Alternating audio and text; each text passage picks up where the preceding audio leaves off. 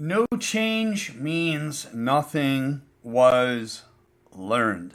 That is going to be the first thing that you learn today in this episode, which is titled Make Failure Useful.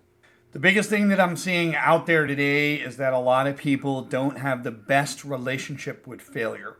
We have failure and we have our identity.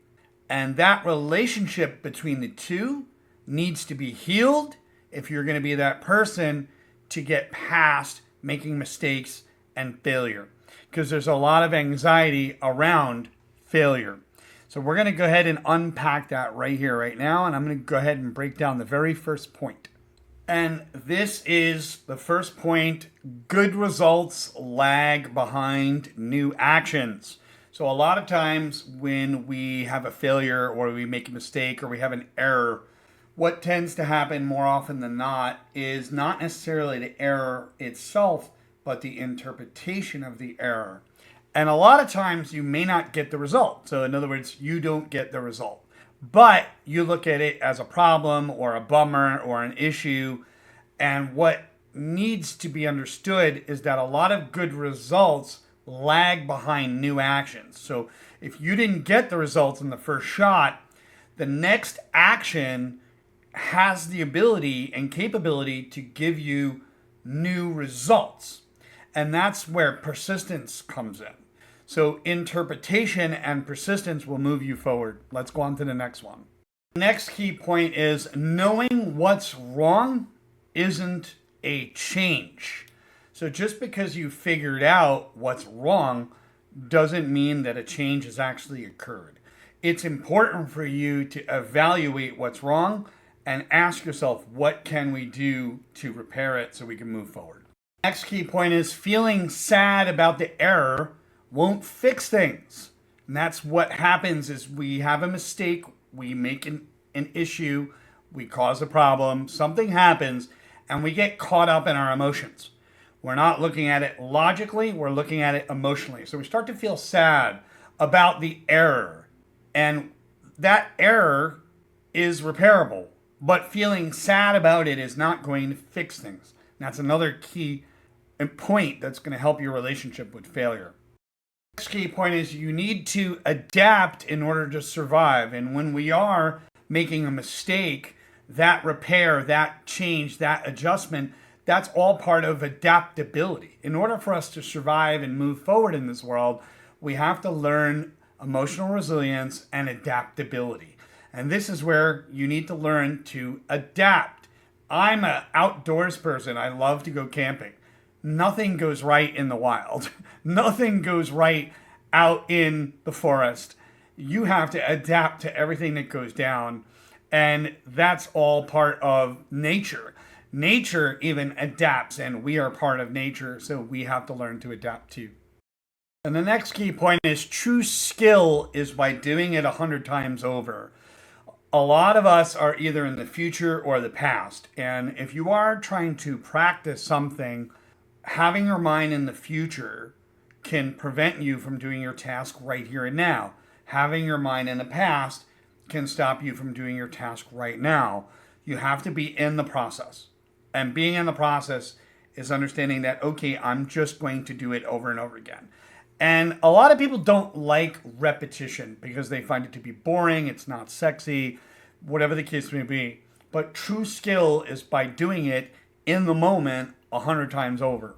Mistakes cost time and energy, but it's about fixing the behavior. So what tends to happen is we focus on the mistake itself, the fact that the mistake actually happened, but we rarely focus on what behavior caused it, like what actually caused it. So when we look at the cause, because there's a cause and an effect, the mistake is the effect, but we have the cause to it. We can look at our own behavior. We don't blame the behavior. We simply ask ourselves, what can I fix in my behavior? Was I doing something incorrectly? How could I repair that? What can I do? Start asking questions, functional questions that allow you to not question your self-esteem and ability, but question where something can be repaired and what can you do differently. It's all about building the right questions to get through your failure. If you keep repeating your failures and build bad habits, then what happens is it's more about your behavior. It's not the mistake itself anymore. But we have to look at our behavior, but we have to separate that behavior to the best of our ability from our identity. And that's where we have to become emotionally resilient. So when we keep repeating the failures and build bad habits, your brain learns what you repeat. You become what you repeat. You become what you absorb. And if you've made an error, you need to analyze logically what that error was and say, where in my behavior do I need to change that? Receiving feedback is hard for a lot of people because when they receive feedback, they attach it to their identity. And then every bit of feedback feels like an attack and it feels like a threat on who they are. And that's when you know, by the way, that you have a unhealthy relationship with mistakes. Is for that reason that feedback requires you to change. And when you are building habits, and when you adjust your habits, the whole reason of adjusting those habits is for a newly learned repetition. So you make a change to your behavior, that's a newly learned repetition, which allows you to overcome those actual mistakes. So feedback is valuable, but we get caught up in the ego of, oh, damn, I screwed up. Oh, I can't believe I fucked up. And we get all hard on ourselves, not realizing that feedback is trying to tell you that you have to make an adjustment here. You have to change. That feedback requires your change. Be able to measure and track, and this is why smartwatches were invented. They work off of that logic of a systems thinker. Being a systems thinker, you just have a device to actually do it for you. Is that if you're working out and you want to make an adjustment to the workout, you have the ability to use the information there. So you can measure. A smartwatch is a measuring device, and it allows you to measure and track. And you yourself have to be the same way. When you make an error of any type, you want to get out of your emotions, get into that grounded place, and measure and track without emotionally beating yourself up.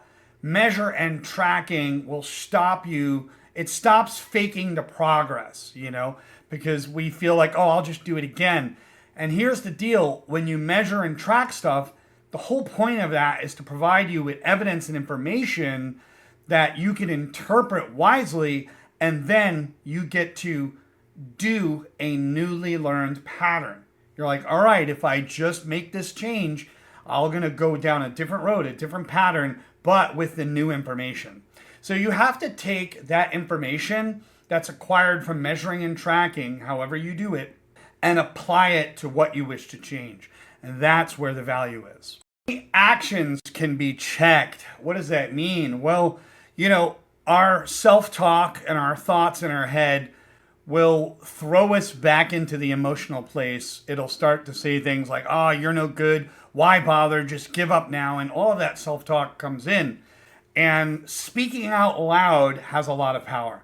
When you have negative thoughts, whenever you speak out loud, that helps you override those negative self-talk because you're using a different part of your brain. So just keep that in mind. But only actions can be checked. The thoughts themselves can throw you into emotion. And if it throws you into that, it can just drag you backwards, right? But when we look at actions, those actions are there and we are able to measure them and track them. And actions are relative to behaviors because they're repeated. They're happening over and over again. So you want to be able to measure and track. And guess what? Those actions become very trackable. When we're dealing with our thinking, the only way that you could actually track your thoughts is by journaling. If you're negative every single week, you have to be able to write down the date and time you actually had a thought. Start to track that, and what that does is it makes you become more self-aware. It can be valuable as I'm going to give you some examples in life of how you could take that error, take that mistake, and make some course corrections to the behavior and go in a different place. So this example is the fighter loses a match. It could be MMA, it could be boxing. He loses a match. He figures out through the fight tape or video that he failed to keep his hands up. So he could emotionally beat himself down for 6 weeks, or he could recognize and train. And that's what happens. He figures out where he went wrong and changes the behavior to keep his guard up. And that is one solid example. Let's go on to the next one. Example would be a content creator. A content creator has low views on his video. He's frustrated, he's pissed. He gets into the self-talk of, I don't know if this channel's ever going to take off. I don't know if I'm going to get better. And he starts to beat himself up. If he beats himself up, or he or she beats themselves up at this point, then they don't get to move forward. And once you figure out why you have low views, and that's where you have to track the data on your channel, you can make new catchy hooks. You could experiment, make new catchy hooks, and then of course views actually increase. Let's go on to the next one.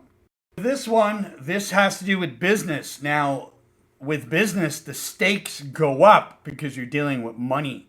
However, there's tons of business folks out there that have actually failed. They've failed repeatedly, but there's something called go-to-market, where you learn how to make your product go to the market.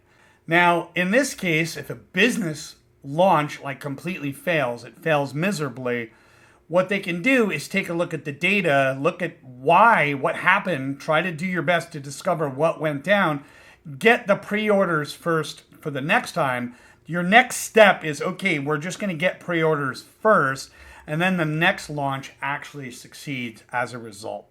So you see, a person could have solved it on the first shot. They could have spoken to a GTM, a go-to-market person. They could have learned before they did it.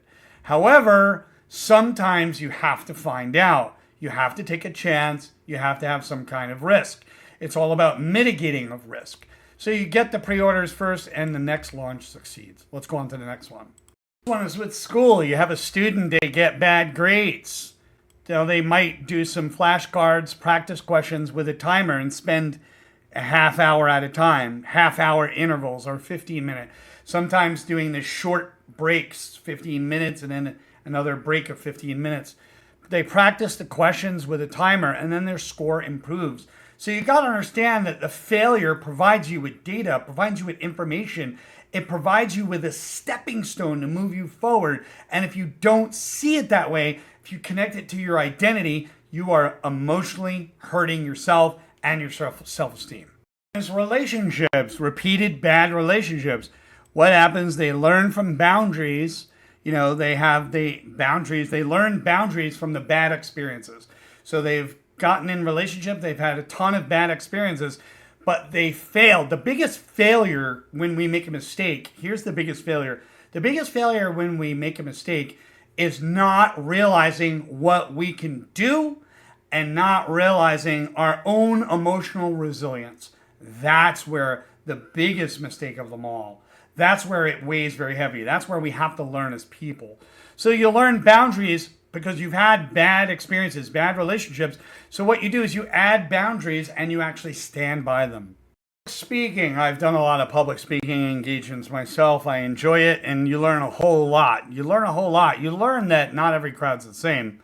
So you have a public speaking, you speak publicly, it bombs. You bomb the speech. So what you do is you have feedback. You get feedback from people, bad or good, and you learn a new speech style and timing. You decide to say, I'm going to change it up. I'm going to experiment. I'm going to adjust, and you're going to go from there. You do another speech, and you have success.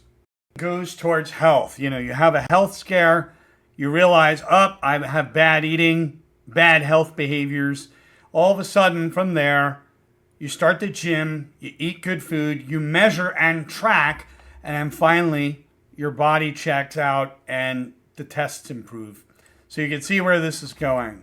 Thank you for watching. Don't forget to like and subscribe and check out my next videos. Have a great day.